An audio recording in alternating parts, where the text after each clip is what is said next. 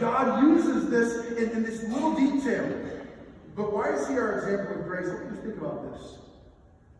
One of his disciples turns out to be a spy. Jesus is 24 hours away from, he's on Wednesday, he's 24 hours away from what will be the heaviest, hardest day of his earthly life.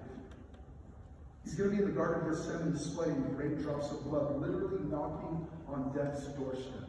He's going to have one of his closest friends, Peter, deny him 3 times in the next day, tomorrow. He's going to have all of this, and he knows what Judas has done, and he knows what Judas will do. And what does he still do?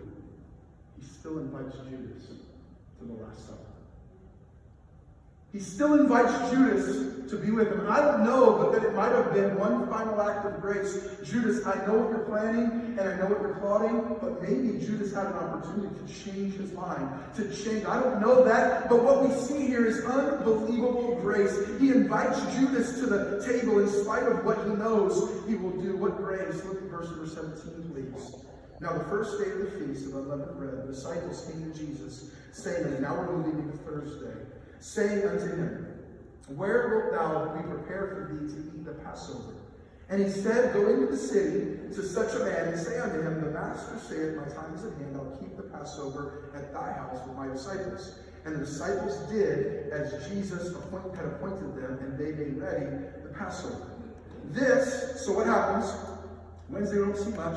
Thursday, it says that the day of the Passover, the next day, Jesus tells his disciples, hey, I need you to go into Old City Jerusalem. You should go to the city and find someone who has an upper room we can use.